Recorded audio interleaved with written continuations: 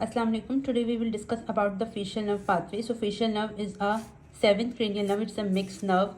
Why it's mixed nerve? Because it has both sensory and motor component, and it also has the parasympathetic component. So talking about the pathway of facial nerve, so it starts at the level of pons. We discussed before that at the level of pons there are four facial nerve nuclei: 5, 6, 7, and 8.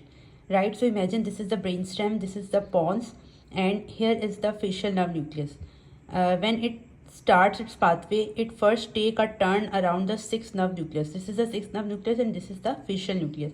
So facial nucleus takes turning around the sixth nerve nucleus, and this turning is called facial colliculus.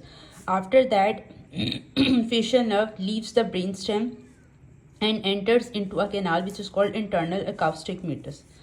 Then after passing from the internal acoustic meatus, the facial nerve takes a turning, makes a bend which is called geniculate ganglion. Then from at this level, at the where it forms the geniculate ganglion, it gives one important branch which is called the greater petrosal nerve, and this greater petrosal nerve supplies the lacrimal gland. After that, facial nerve enters into a canal which is called the facial canal. So this is the facial canal, and here it gives two branches. First branch is called nerve to stapedius, which supply the stapedius muscle which is present in the middle ear, and the function of stapedius muscle is to control the loud frequency sounds. Then below that it gives one important branch which is called chorda tympani nerve, and this nerve supplies the taste sensation to the anterior two-third of the tongue.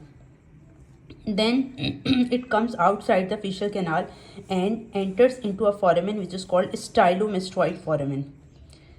After exiting from stylomastoid foramen, facial nerve give 5 terminal branches which are temporal, zygomatic, buccal, mandibular and cervical, and these terminal branches supply the facial muscles. Right? So this was the simplest pathway of the facial nerve which you need to memorize. Thank you.